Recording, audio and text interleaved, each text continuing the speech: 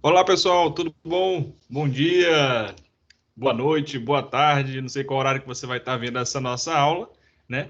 Mas agora estamos aqui retomando a aula de segunda-feira. Já coloquei até um cenário aí de sala de aula para vocês matarem essa saudade, né? Então, vamos pensar que nós estamos ali na faculdade, ó.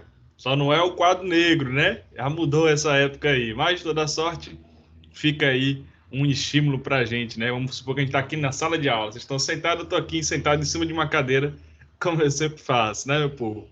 Bom, espero que todos estejam tudo bem, tudo tranquilo, né?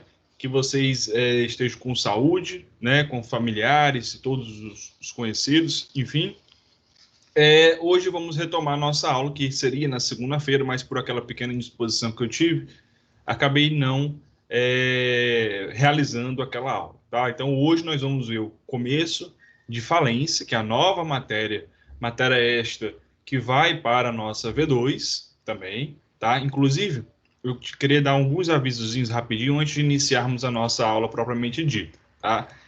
Ontem eu acabei me reunindo com deixa eu até pegar em primeira mão aqui, ó, anotado no papelzinho, para vocês verem aqui. Ontem eu me reuni com a direção, certo?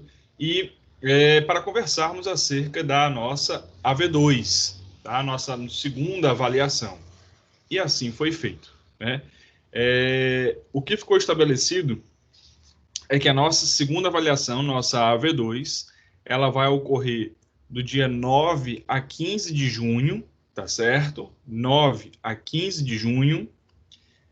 Será no mesmo esquema, tá certo? Do que foi a nossa V1, ou seja, vocês terão 24 horas para entregarem as avaliações que vão ocorrer da mesma maneira, tá certo? O único detalhezinho que foi nos exigido, né, pela direção, não só acadêmica, como direção regional, ou seja, todas as universidades, as faculdades da Uninasal, né, elas agirão dessa forma, que é que tenhamos 20 questões, tá certo? 20 questões de marcar, né? Ou seja, usar o mesmo esquema da colegiata, né? Eles não querem vincular muito a ideia de uma disciplina remota, como está sendo essa nossa, com o EAD. Então, enfim, para vocês terem essa noção, né, separada que existe entre o que é o EAD, que é no horário da aula, no dia da prova, né, com o que será, o que a gente está fazendo. Então, de toda forma, do dia 9 a 15 de junho, tá certo? Será a nossa AV2, beleza? Vocês terão 24 horas para entregarem as avaliações. As avaliações serão compostas por 20 questões, tá bom?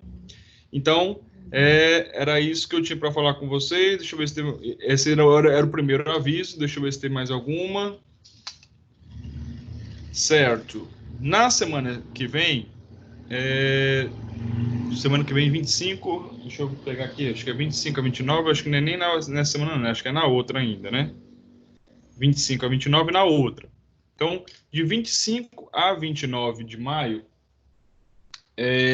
nós teremos uma semana que ela ocorre também na vida real, assim falando, na vida presencial, tá certo?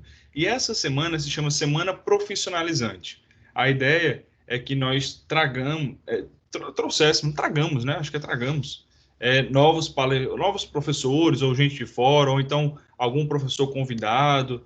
A ideia é fazer uma semana, né, de um exemplo mais prático, tá certo? Alguma coisa assim mais prático, trazendo algum profissional reconhecido na área, né? Alguma coisa do gênero. Então, para a semana do dia 25 ao 29, as nossas aulas, elas terão uma pegada diferenciada, tá certo? Tendo esse objetivo, trazer profissionais externos, né, quando possível, e tendo essa pegada, como eu disse, mais profissionalizante, tá bom? Então, trazendo um olhar mais de prática, como é que funciona mais ligado, sei lá, nosso caso aqui, recuperação judicial. Posso ver se eu trago alguém, um administrador judicial, para poder conversar com a gente, né?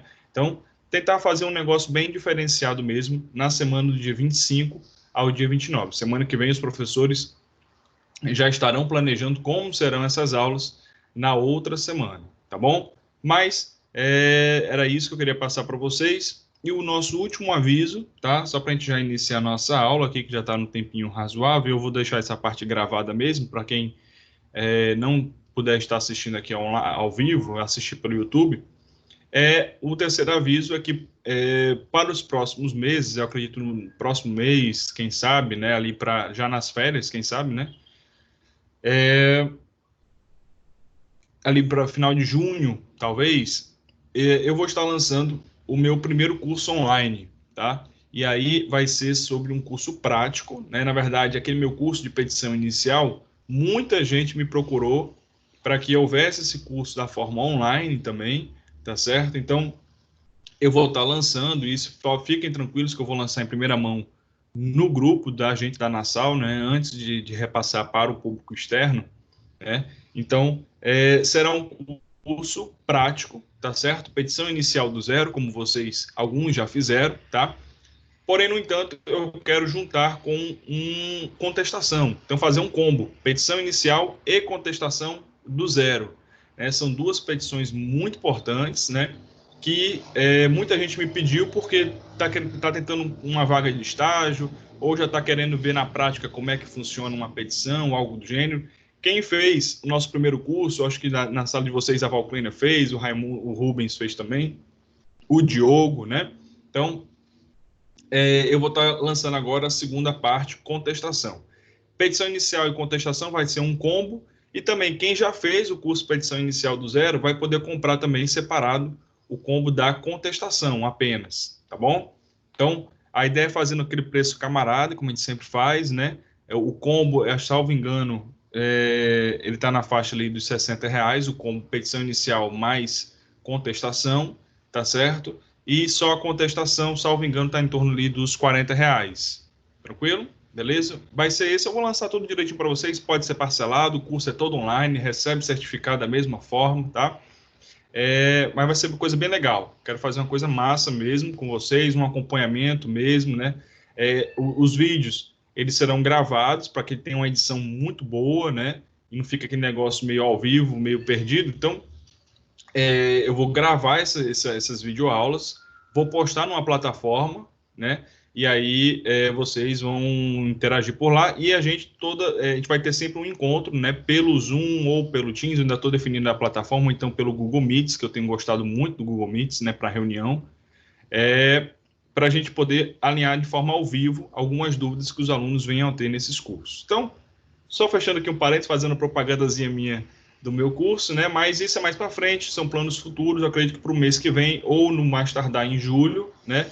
Já tenhamos algumas aulas lançadas. Então, vou lançar a turma 2, né?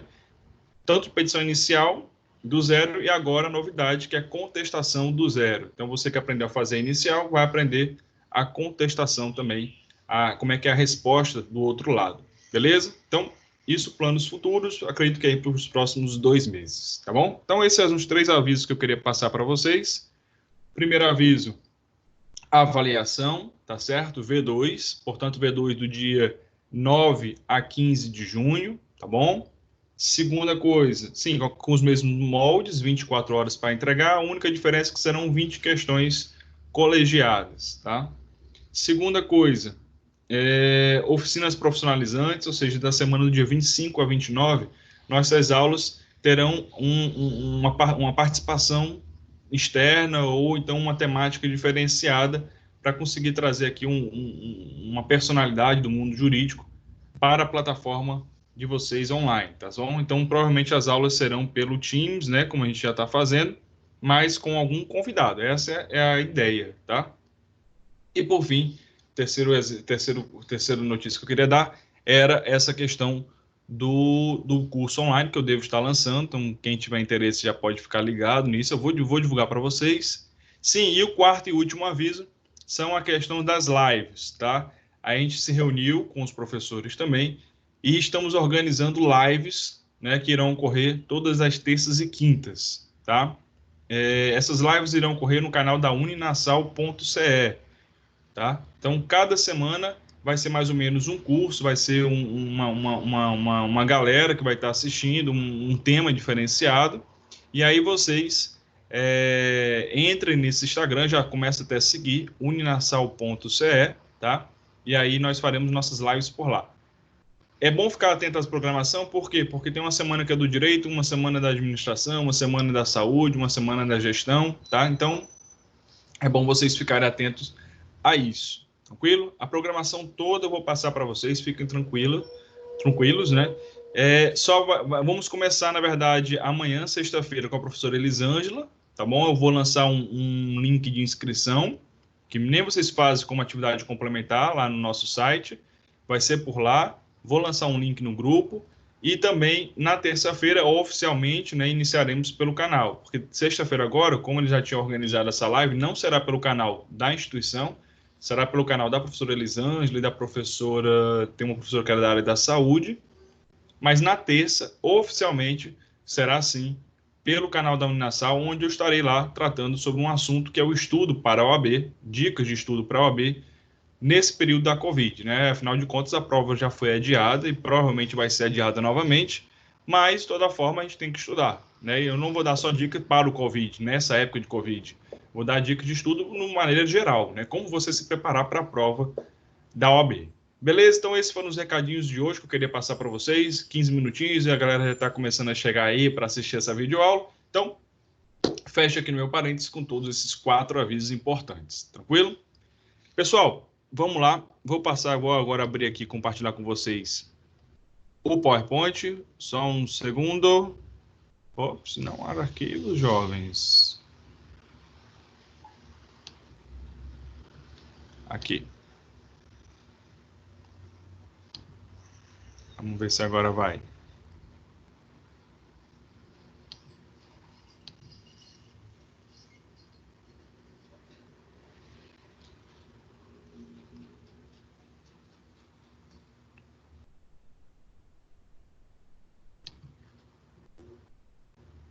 Pronto.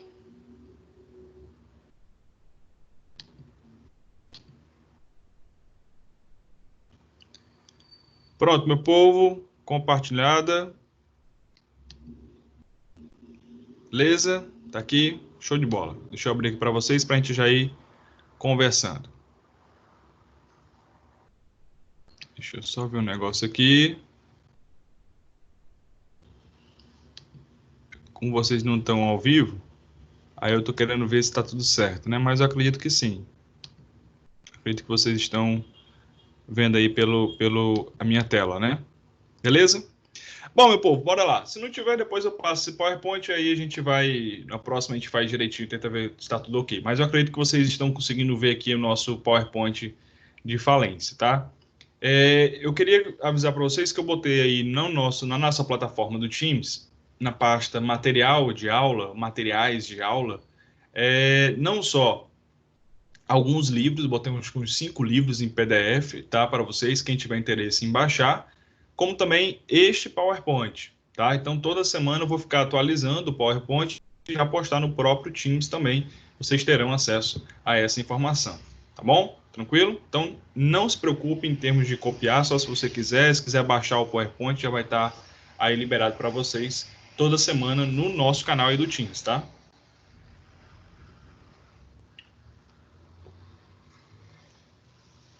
Bora lá? Simbora? Foi embora. Meu povo, começamos eu vou tirar aqui da tela para a gente poder, depois eu volto, tá? Na nossa V1, nós vimos a matéria acerca da recuperação judicial, não é isso? Vimos que a recuperação judicial, ela pode ser tanto pela via judicial, quanto pela via extrajudicial, tá? E a recuperação, o nome já diz, é quando uma empresa que está em dificuldade financeira, ela tenta se recuperar. E essa via, como eu disse, tem 2 caminhos, ou judicial ou extrajudicial, tá? Vimos os requisitos, tem alguns requisitos para que ela possa entrar com esse pedido judicialmente. Vimos que o juiz ele analisa se realmente tudo aquilo está preenchido, se dá certo, se não dá, então ele defere aquele pedido de recuperação, ele nomeia um administrador judicial, é isso? Então a gente viu todo aquele procedimento, as classes de credores, como é que vai ser feito esse pagamento, né? nessa questão, no plano de recuperação judicial, na Assembleia Geral de Credores, estudou tudo isso para a nossa V1, né? Agora, na matéria da V2, tá? Para finalizar a nossa disciplina, assim falando, iremos entrar no assunto da falência. Professor, e o que é a falência? A falência é um momento que a empresa vai fechar, é a empresa que vai botar todo mundo para fora, calma, né? É mais ou menos isso, não 100%, tá? A gente vai estudar ainda, aqui nessa nossa aula de hoje, que vocês vão entender que falência não é sinônimo de fechamento da empresa. É possível que a empresa ela continue aberta, continue funcionando, mesmo tendo pedido a falência, né? A gente vai ver isso.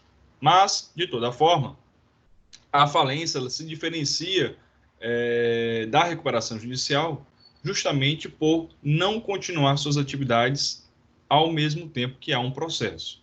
A recuperação judicial, a empresa continua, ela reduz o seu numerário, ela reduz os seus custos, né? Nesse sentido, porque a ideia é, de fato, que ela mantenha a captação, diminuindo os custos para conseguir pagar os seus credores, né? Já a falência, a empresa ela não funciona, e essa é uma grande diferença que existe para a recuperação judicial. Então, professor, a recuperação, a empresa continua funcionando, beleza? Continua funcionando. E qual é a diferença? A diferença é que aqui ela funciona junto com o administrador, o CEO, o diretor, enfim, ele trabalha, ele administra a empresa junto com o administrador judicial. Normalmente, a empresa não fecha não, só está em recuperação judicial. E já na falência, a empresa ela deixa de operar, tá certo?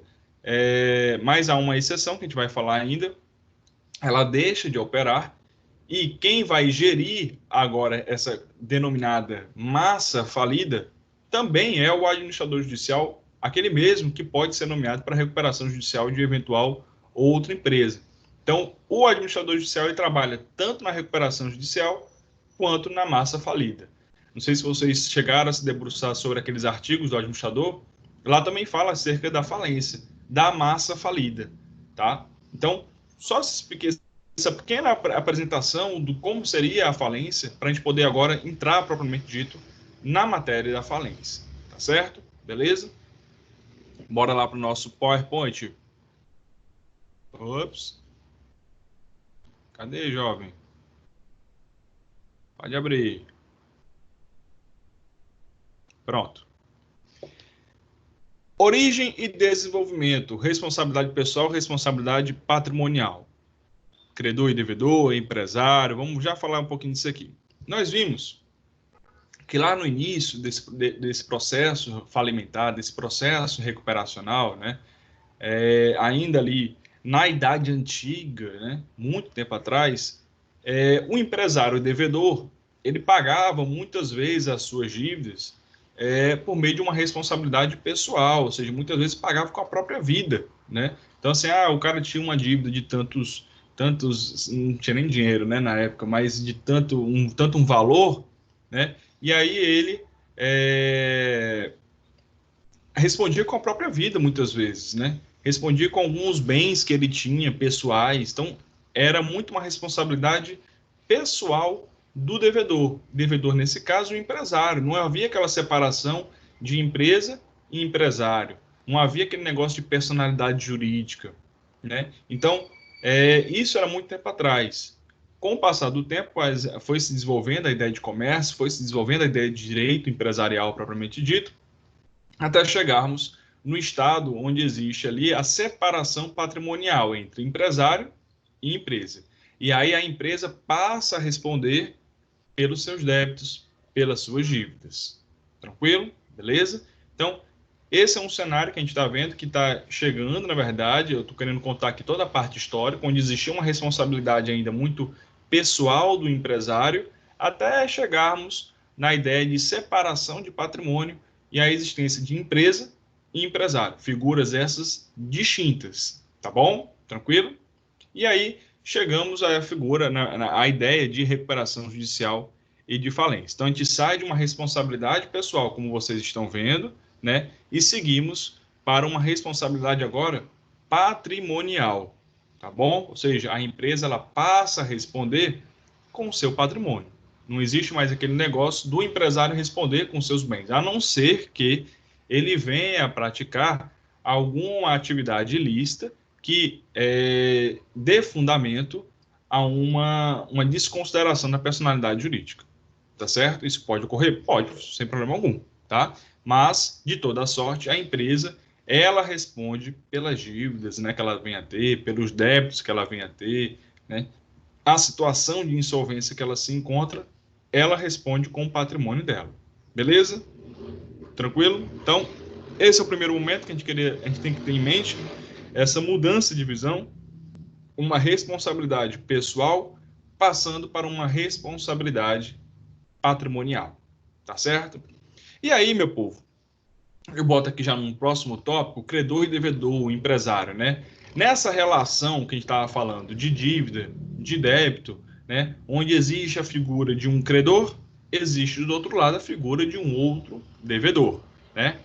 Esse devedor, no âmbito da falência, assim como no âmbito da recuperação judicial ou extrajudicial, ele deve ser uma empresa, deve ser ali a figura ali do empresário, né? Propriamente dito.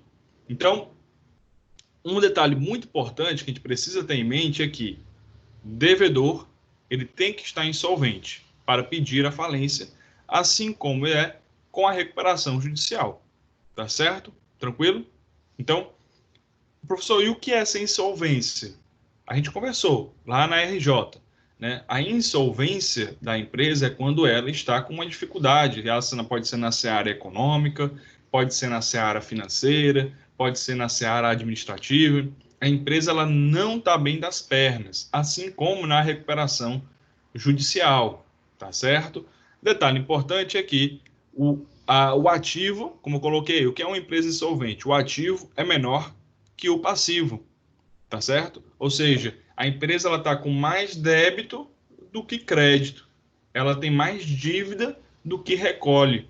Então, muitas vezes, por exemplo, a Oi ela conseguia ganhar, sei lá, R$ 1 milhão, mas a dívida dela era de 10 milhões, de 15 milhões, né? Então, ela não conseguia ali pagar, por isso que a empresa entra com um pedido de recuperação judicial, com uma tentativa de se recuperar, ou quando não é mais possível essa forma, né, ela entra com o pedido de falência, tá bom? Então, a gente vai estudar no decorrer dessas semanas tudo isso com bastante calma, tranquilidade, para vocês terem em mente todo o conteúdo da falência, tá certo? Então, próximo tópico, como eu disse, é a execução individual injusta. Então, meu povo, o que acontecia? A massa falida, esse é o nome propriamente dito, que a gente vai começar a lidar mais com essa nomenclatura, porque até então a gente falava sobre recuperanda. Recuperanda é a empresa que está em recuperação judicial. Aqui, no caso da falência, essa empresa não tem mais como se recuperar, tá certo? Ela já praticamente quebrou.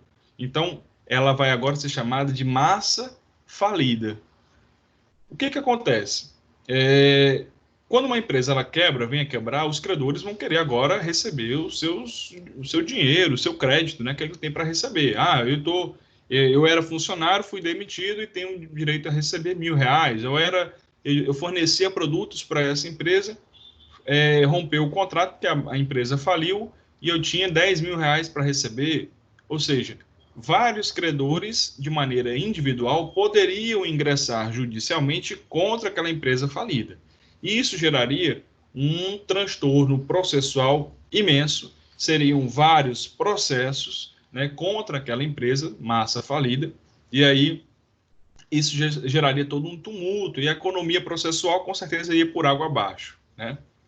O que foi feito? Cria-se, portanto, essa figura da massa falida, assim como na recuperação judicial, juntam-se todos os credores, tá, num processo. Então, funciona da mesma forma que a recuperação judicial. Todo mundo, quem tem para receber, vem para cá no processo de falência, habilite o seu crédito, da mesma forma que na recuperação. Olha, eu tenho R$ 10.000 para receber, eu tenho R$ 5.000 para receber, eu sou ex-funcionário, tenho tanto para receber. Ou seja, a massa falida ela vai reunir todos os credores, né, junto com o devedor, a empresa, no caso falida, que irá negociar como que será feito o pagamento de tudo isso, tá bom? Então, como eu coloquei para vocês aí, se cada um entrasse com uma execução individual, seria uma coisa meio injusta, né? O próprio processo iria ser tumultuado, tá? Então, criou-se essa figura de uma execução especial, tanto que eu trago aqui para vocês, no nosso bonequinho ali falando, né? execução concursal do devedor empresário. Ou seja, essa é uma definição da falência, né, na doutrina. Portanto, a falência é uma forma de execução essa especial. Por quê? Porque ela reúne, concursal, ela reúne os devedores, o devedor com os credores numa só massa, chamada de massa falida. Beleza? Tranquilo? Então, como eu disse, todos os credores serão reunidos em um único processo. Então, chama devedor A, devedor B, trabalhador, prestador de serviço, garantia real, aquelas mesmas classes da recuperação judicial vão ser também utilizadas aqui na falência, tá? Então, todo mundo será reunido em um único processo. Beleza? Tranquilo? Mais um detalhezinho importante é que esse procedimento, essa execução especial, que é a falência, ela também será regulada pela Lei 11.101/2005. Daí o porquê muitas informações que a gente for abordando, a gente vai ver que já foi aplicada na recuperação judicial, é aplicada na recuperação judicial da mesma forma, né? Então, a Lei 11.101, ela é a lei de recuperação judicial, tá certo? Ou também da falência, beleza? Tranquilo? Então, você usa essa mesma legislação para ambos os procedimentos. Show? Beleza? Então, meu povo, voltando aqui para o nosso slide, a gente consegue aí finalizar essa primeira parte de apresentação do que seria a falência, né? Portanto, a falência é esse procedimento, essa execução especial, tá? Onde eu reúno todos os credores, assim como na recuperação judicial, tá bom? Chama-se isso de massa falida, ou seja, todo o patrimônio que a empresa tem, todos os bens que ela possui, serão integrados nessa massa falida. Essa massa falida é feita a negociação com os credores. Isso a gente vai ver todo o procedimento. Só que como a gente já viu a recuperação judicial, isso vai facilitar muito o nosso entendimento aqui na falência. Por quê? Porque é o mesmo procedimento, tá? Beleza? Então, todo mundo vai ser reunido num único processo e eu queria trazer para vocês essa informação que a gente já tinha conversado nas aulas passadas acerca de recuperação, que a falência, ela também utiliza-se da Lei 11.101/2005.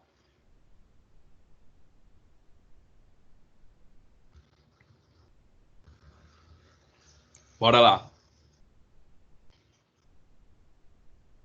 A falência, pessoal, assim como a recuperação judicial, ela também possui princípios norteadores. Professor, que princípios são esses? Toda matéria, na verdade, no âmbito do direito, né, ela possui aquilo que a gente chama de princípios. Princípios são meio que conhecimentos, são, como posso dizer assim, são formas de nortear, né, determinada matéria no âmbito do direito, são os princípios do direito. E aí, na falência, da mesma forma. Lembra quando a gente falou lá na recuperação judicial que existia o princípio da preservação da empresa? Ou seja, a recuperação judicial, ela tem como objetivo, como norte principiológico, a preservação daquela empresa, para que ela fique, para que ela não venha a falir, não é isso? E na falência também nós temos a ideia da preservação da empresa, porém aqui é com uma outra pegada. Professor, por quê? Porque aqui não tem mais assim, ó, vamos preservar essa empresa para ela não falir, porque ela já está em falência. A ideia agora da preservação dessa empresa, na verdade, como eu disse, era para ela maximizar os seus ativos, ou seja, preservar a empresa para que a gente consiga ali pagar os credores, já que ela faliu, já que ela não está mais em funcionamento, é preciso que a gente preserve essa empresa o máximo possível, né, para que ela não se deteriore, os bens principalmente, né, para que consigamos vender os bens, sei lá, alienar um bem, ou fazer leilão, ou algum direito, ou vender alguma marca, enfim, é preciso que nós tenhamos um cuidado especial com essa empresa, um cuidado especial para que ela seja preservada, né? Para quê, professor? Para que a gente consiga pagar ali os credores. Aqui não está mais, como eu disse, naquele negócio, vamos preservar essa empresa para evitar uma falência. Ela já está em falência. Então, a ideia aqui é preservar a empresa para que haja uma maximização dos ativos, ou seja, para que seus ativos não caiam em deterioração. Tranquilo? Beleza? E assim está escrito lá no artigo 75, né? assim como tem aquele artigo lá na recuperação judicial 47, que vai nortear a recuperação judicial, a falência também tem o 75. A falência, ao promover o afastamento do devedor de suas atividades, ou seja, quando o devedor ele entra com processo de falência, como eu disse, o devedor ele é excluído, é afastado das atividades, ou seja, ela não pode mais vir a funcionar, tá certo? Então, a falência, ao promover o afastamento do devedor de suas atividades, visa preservar, ou seja, preservação da empresa e otimizar a utilização produtiva dos bens, ativos e recursos produtivos, inclusive os intangíveis da empresa. Então, é isso que eu estava falando com vocês, né? A ideia é fazer essa saída do administrador, né, de maneira geral, entra o administrador judicial, para que ele possa ali preservar essa empresa, né, para que os ativos não caiam em desuso, para que os ativos não se deteriorem e, portanto, eu não consiga ali arrecadar. Então, a ideia é, de fato, preservar para maximizar os ativos. Esses são os dois grandes princípios que vão nortear ali a falência, tá? Detalhezinho muito importante que o próprio parágrafo único ele coloca que o processo de falência ainda atenderá aos princípios da celeridade e da economia processual. A ideia aqui, meu povo, é que o processo ele seja rápido, não demore na teoria. Na prática, a gente sabe que tem processos de falência que demoram 5, 6, 7, 8, 9, 10, até 10 anos de idade, né, do processo. Então, na teoria, a legislação tenta sempre fazer com que tudo seja mais célere, tanto na recuperação quanto na falência. Mas um detalhe muito importante é que a própria legislação falimentar trouxe que a ideia da falência, por a empresa já não está mais em funcionamento, então o negócio é para ser mais rápido. Olha, já que ela não está funcionando, não tem que se preocupar mais com a manutenção de alguns contratos, enfim, com a produção de algo, agora ela está encerradas as atividades, não é isso? Então, o foco agora é tentar ser mais rápido. Vamos logo ver quanto é que custa essa massa falida. Vamos logo calcular quanto que tem aí de bem, quanto que tem de ativo, né? Para que a gente possa ir logo arrecadar, vender, sei lá, fazer qualquer coisa para que a gente possa recuperar essa empresa, né? Recuperar no sentido, recuperar não, preservar essa empresa para maximizar esses ativos, para que a gente consiga vendê-los, né? E assim arrecadar o máximo possível para conseguir pagar os credores da massa falida. Beleza? Então, essa é a primeira parte aqui, parte de princípio, tá bom? E um detalhezinho muito importante que eu trouxe para vocês. Professor, o senhor disse que falência é diferente de fechamento, né? E aí eu trago até o artigo 141, inciso 1 da legislação falimentar, tá? Então, eu trouxe aqui, eu já até deixei aberto aqui para vocês verem. Um momentinho, deixa eu ver, acho que não dá para eu mostrar aqui a página para vocês, né? Não sei se dá, mas toda sorte. Deixa eu pegar aqui então o Vadimetro. Como a gente não está ao vivo com vocês, eu não sei se está aparecendo ou não. Mas na próxima vez isso aqui vai ser melhor. Mas para agora, deixa eu pegar aqui o artigo 141, inciso 1. Ele fala o seguinte. 141, inciso 1.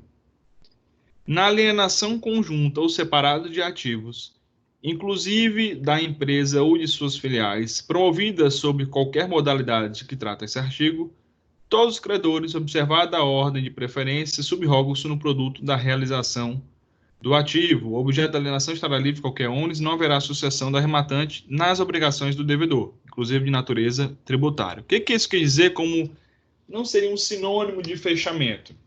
A gente vê que na legislação da recuperação judicial e da falência é possível, né, alguém ou até mesmo algum credor alienar parte da empresa. O que é alienar? É comprar parte da empresa.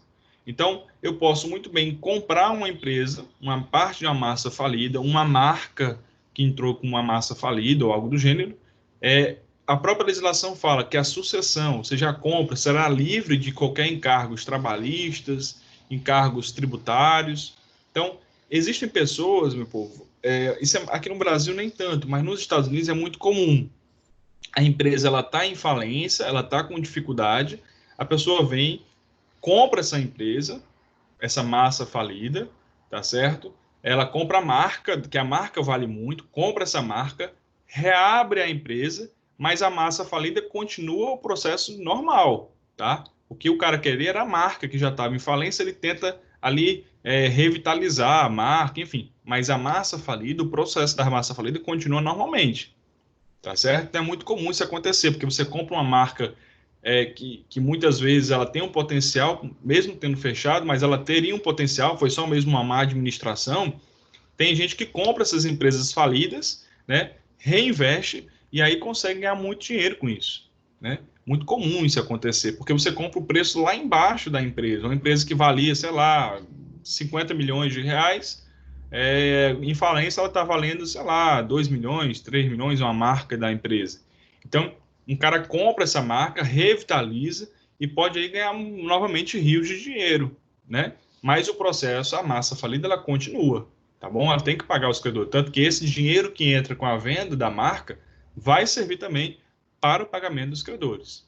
Um detalhe importante é que a empresa, a legislação, ela tanto estimula isso, esse 141, né? Por quê? Porque ele diz que o alienante que adquirir essa empresa vai ficar livre de obrigações tributárias, obrigações trabalhistas, ou seja, a pessoa vai comprar a empresa sem nenhuma dívida para ele, porque a dívida é personalíssima, a dívida ela é da massa falida, entendeu?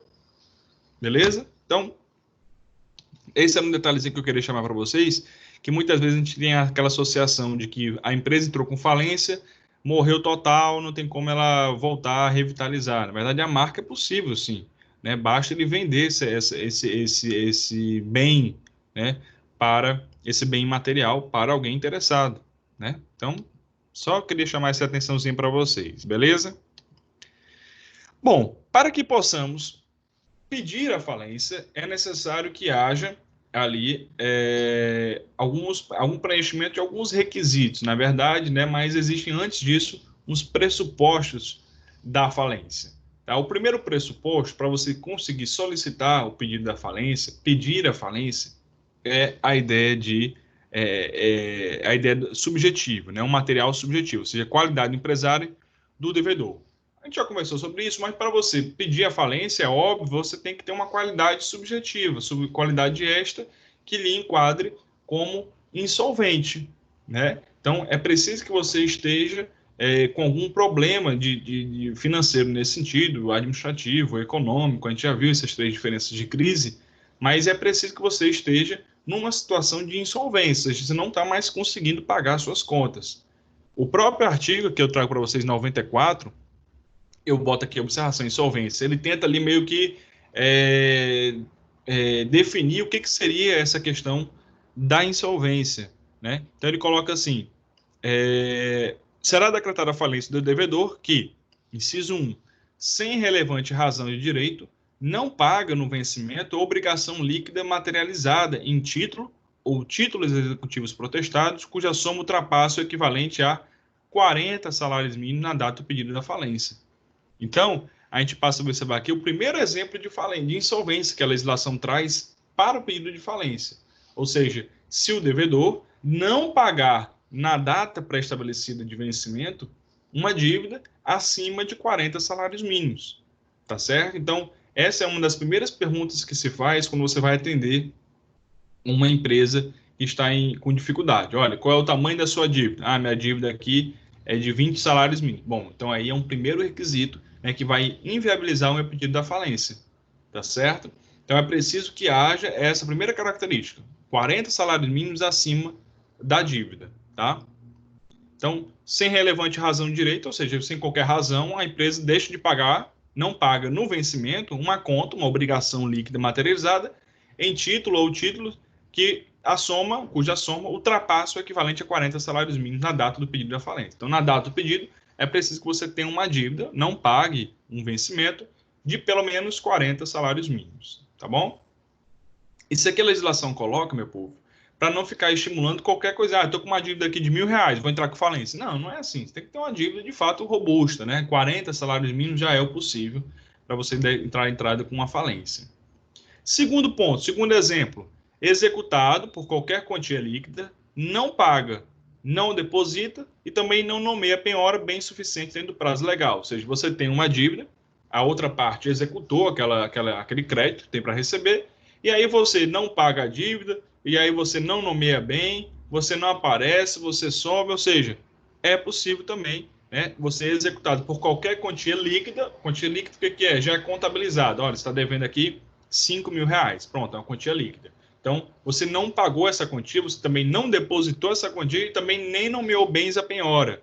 Tá? Então, não fez isso, é mais um argumento para que o credor até possa lhe solicitar a sua falência. Tá bom? A gente vai ver nos próximos slides quem pode pedir essa falência. Tá? E, por fim, a prática de qualquer dos seguintes atos, exceto se fizer parte do plano de recuperação, e aí está no artigo 94, ele elenca um monte de ato, tá certo? Deixa eu trazer aqui para vocês a Lei 11.101, cadê? Só um momentinho, povo. Deixa eu mostrar aqui que eu estou procurando, senão o povo já é isso. Vou deixar aqui aberto. Pronto, o artigo 90 e...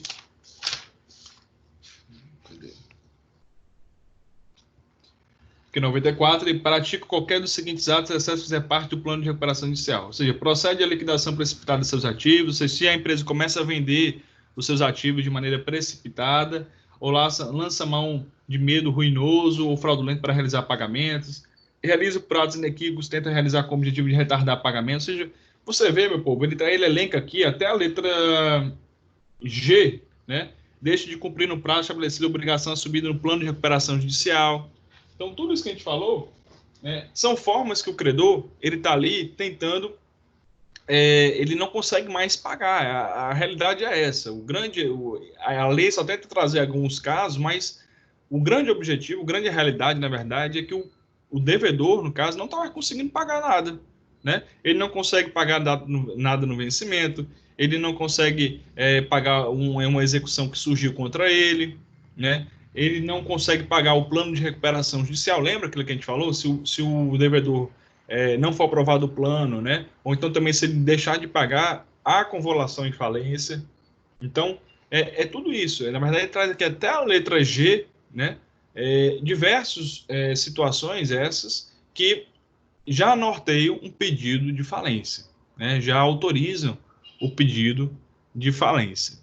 Beleza? Então, esse artigo 94 é interessante porque ele traz algumas características, né? Situações essas que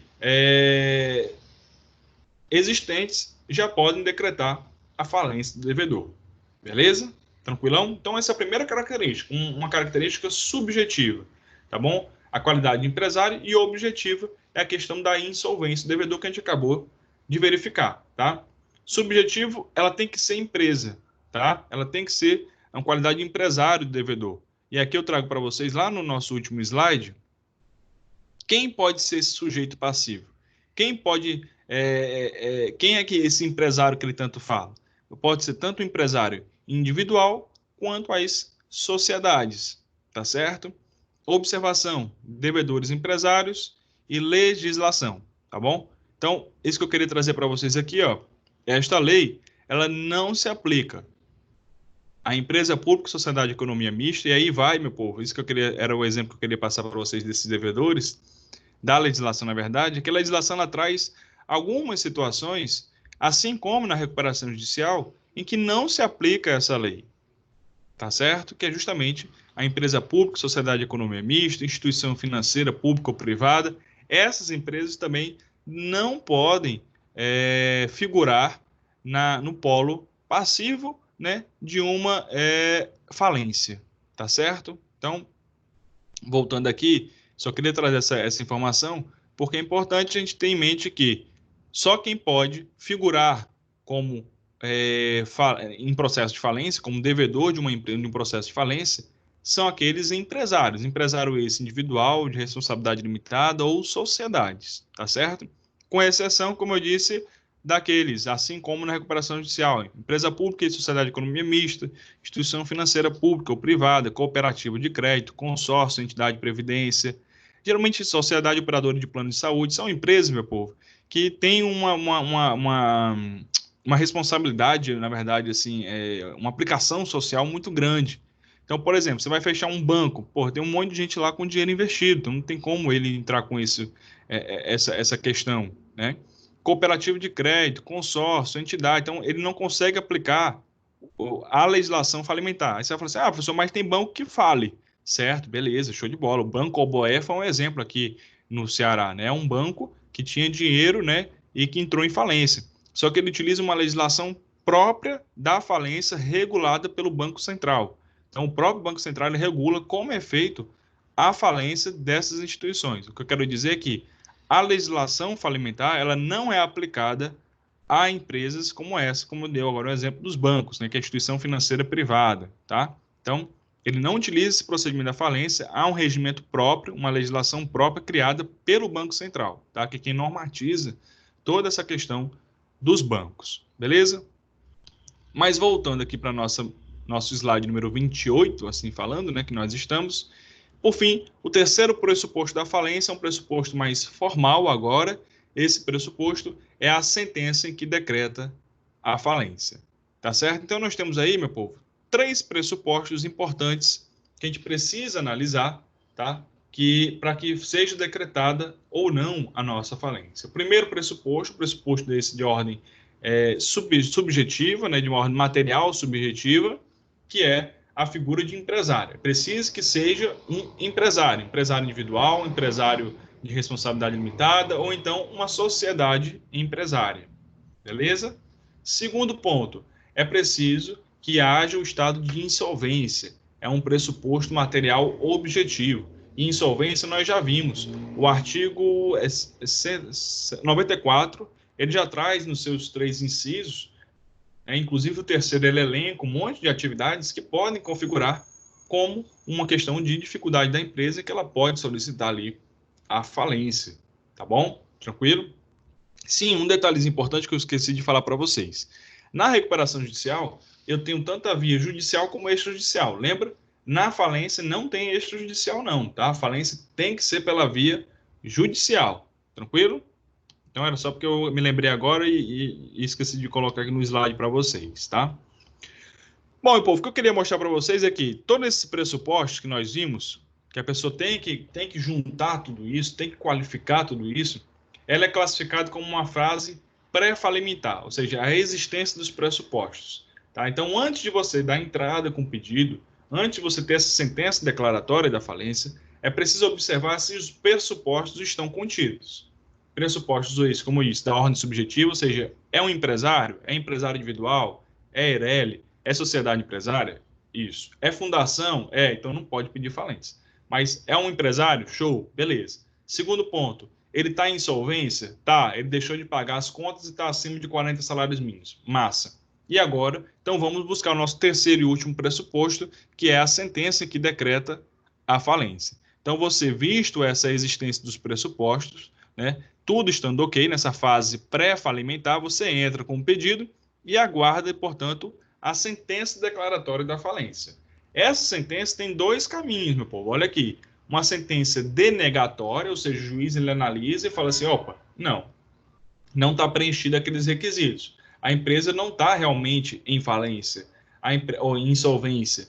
A empresa não é um empresário, é uma fundação. A empresa, no caso, não deixou de pagar. A empresa tem, na verdade, um débito, mas é de 5 salários mínimos. Não tem por que pedir uma falência. Então, existem, assim, o juiz ele analisa esses requisitos, que a gente acabou de analisar, e pode ali, portanto, denegar o pedido da falência, ou seja, negar, não ser possível, como ele pode também declarar, ou seja, caminho positivo, show de bola. Então, declaro agora a falência desse processo, né? E aí eu vou reunir, como eu já bem coloquei, reunião dos credores mais liquidação do patrimônio, ou seja, no momento que ele declara a falência, o magistrado ele irá reunir todo mundo.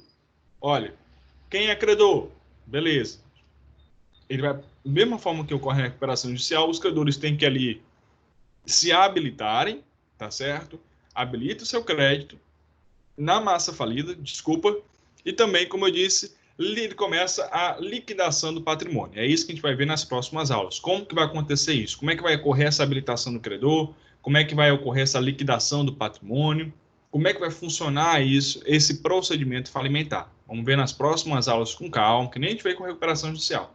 Como é que vai funcionar, tá? Nessa primeira aula de hoje, eu quero que você saiba que a falência é esse tipo de execução especial que existe, né, assim falando, em que os credores eles se reúnem por meio de um processo onde irão acionar a justiça, assim falando, né, para que tenha o seu crédito ali pago. E como é que vai ser pago? Pelo devedor, que agora se chama massa falida. O juiz, ao declarar a sentença, na sentença da falência, além de reunir os credores, né, ele também vai liquidar o patrimônio. Ou seja, ele vai ver, olha, pessoal, o que é que tem aqui de patrimônio? Né? O que é que tem aqui como para a gente possa ali pagar essa galera?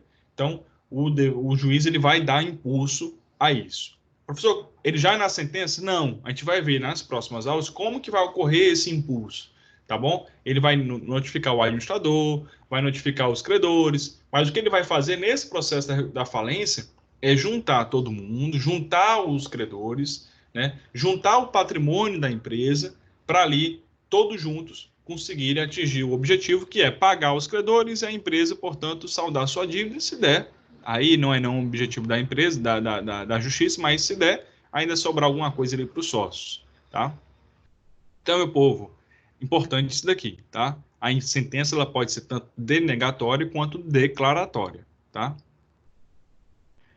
Por fim, como eu já te falei, o sujeito passivo ele tem que ser a figura do empresário, tá certo? Um detalhezinho muito importante que eu trouxe aqui, devedores empresários, legislação, é porque a lei não se aplica a algumas instituições, outras, como eu disse, os próprios bancos, eles têm um procedimento especial, que é regulado pelo Bacen. Não se aplica essa lei 11.101/2005, tá certo? Segundo ponto, sujeitativo. Quem é que pode requerer essa falência, tá? Então, o próprio artigo 97 da Lei 11.101 traz isso à tona. Pode requerer a falência o devedor. O próprio devedor é o que a gente chama de autofalência. Esse aqui vai ser o nosso primeiro tópico da nossa aula seguinte, tá bom? Então, é possível que o próprio devedor, ou seja, o devedor vendo, não, eu não tenho condições, não estou tendo mais como pagar essas contas, o devedor pode entrar com o processo e pedir a sua falência, sem problema algum. Tá? Ele pode chegar lá e falar, olha, realmente eu não estou legal, não estou conseguindo pagar, já tenho uma dívida, já sou empresário, não tenho como. Então, eu posso pedir minha falência eu mesmo? Pode, sem problema algum, tá? Então, a autofalência, é isso que a gente chama, tá bom?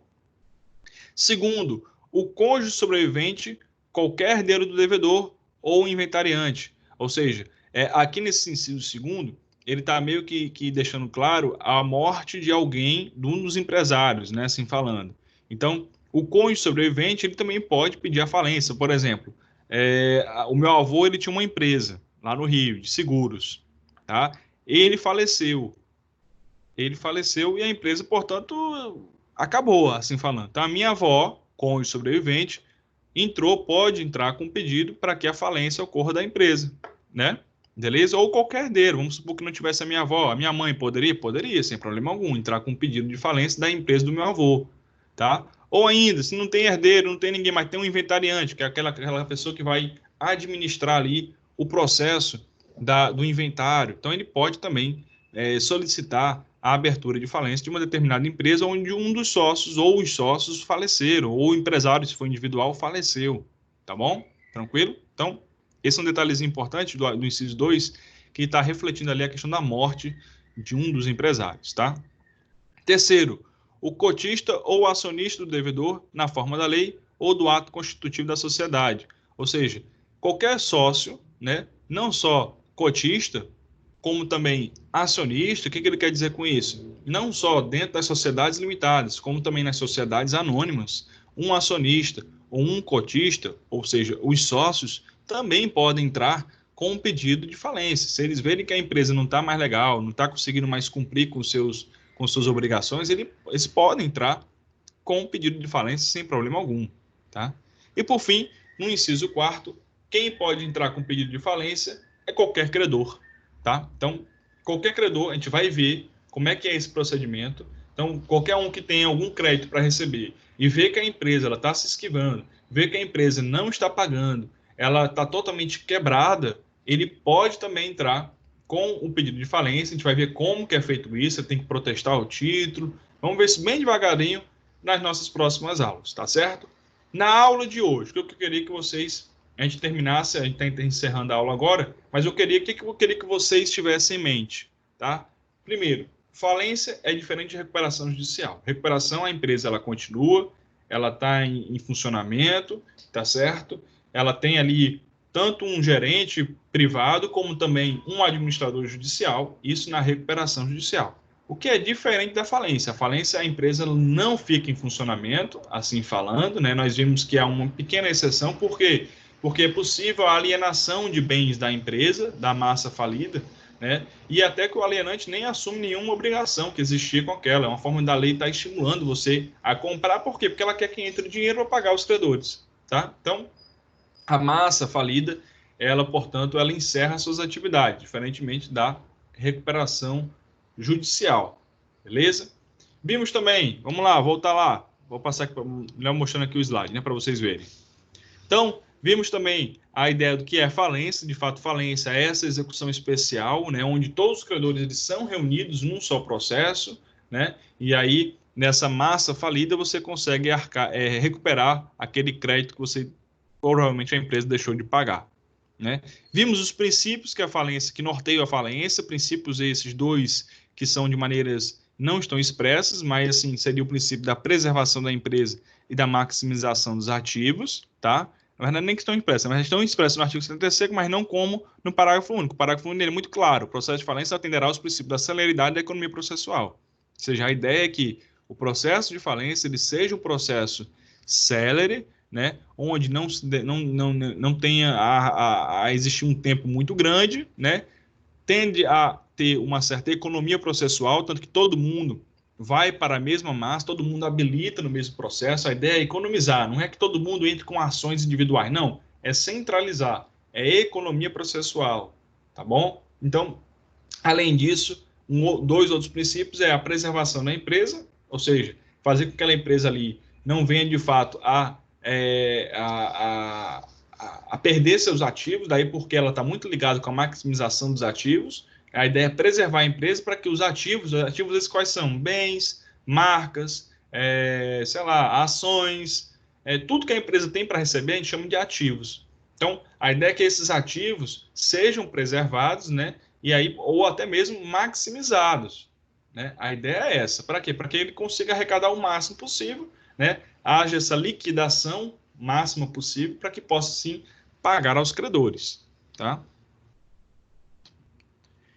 E aí nós vimos os pressupostos, ou seja, para eu pedir a falência, eu preciso preencher 3 pressupostos.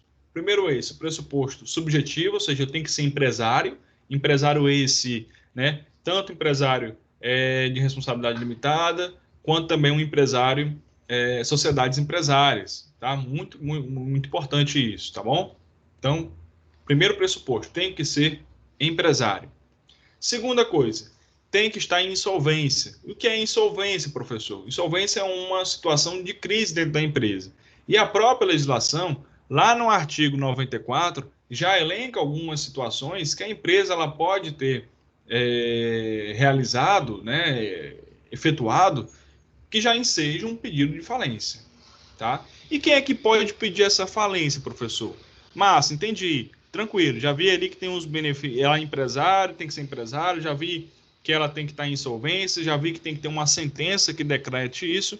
Mas quem é que pode pedir essa falência?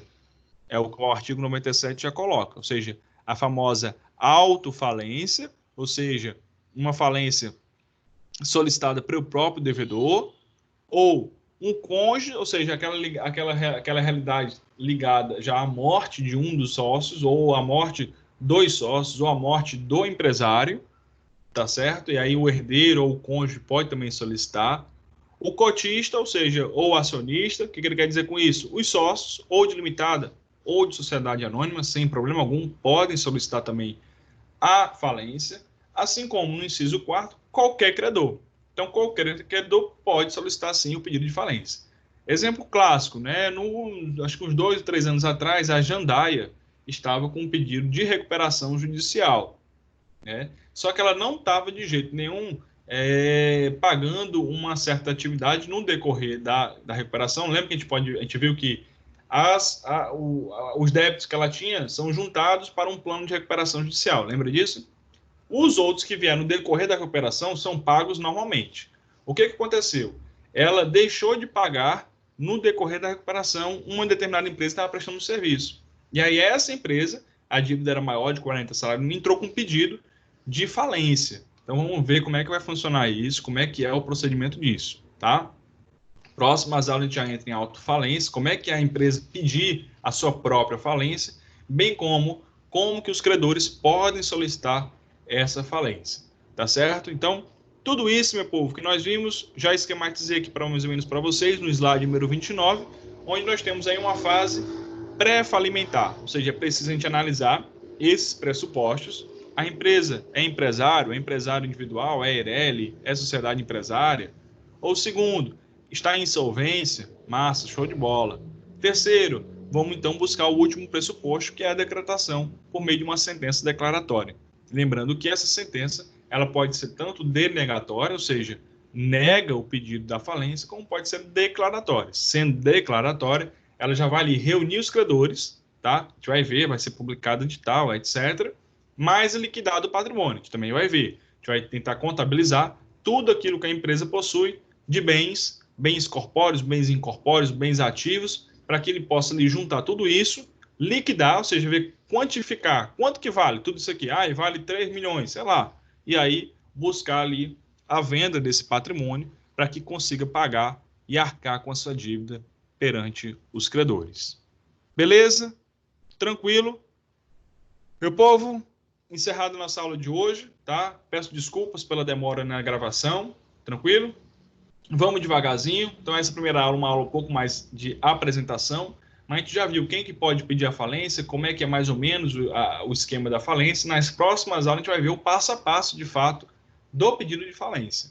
Tá? Como é que funciona esse pedido de falência, como é que ele dá entrada num procedimento, como é que ele dá entrada processual, ele protege, não protege, o famoso protesto da falência, que gera muita confusão no âmbito processual empresarial, né? Então, vamos conversar tudo isso nas nossas próximas aulas. Primeira aula, portanto, eu queria que você tivesse em mente isso, já soubesse distinguir recuperação de falência, tá? Visse quem é possível solicitar a falência, como é possível solicitar essa falência, tá? E os pressupostos, que são os mais importantes, né? Um pressuposto pré-falimentar que tem que ser analisado, ou seja, é empresário, está em insolvência, e o terceiro pressuposto, que é consequência da entrada do pedido, que é a sentença declaratória da falência.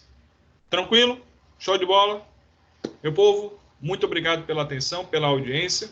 Né? Na próxima semana voltaremos normalmente, tá? Aqui pelo Teams, tá? Só que ao vivo. Aí é melhor que vocês vão interagir comigo e a gente consegue aqui conversar melhor. Tranquilo? Tirar as dúvidas de vocês. Toda sorte, vocês têm meu WhatsApp, podem também fazer perguntas por lá. Tranquilo, meu povo? Muito obrigado. Vou encerrar aqui a gravação. Fico com Deus e até a nossa próxima aula. Valeu! Slide está aí no grupo Materiais de Aula, assim como os livros que eu coloquei em PDF. Valeu!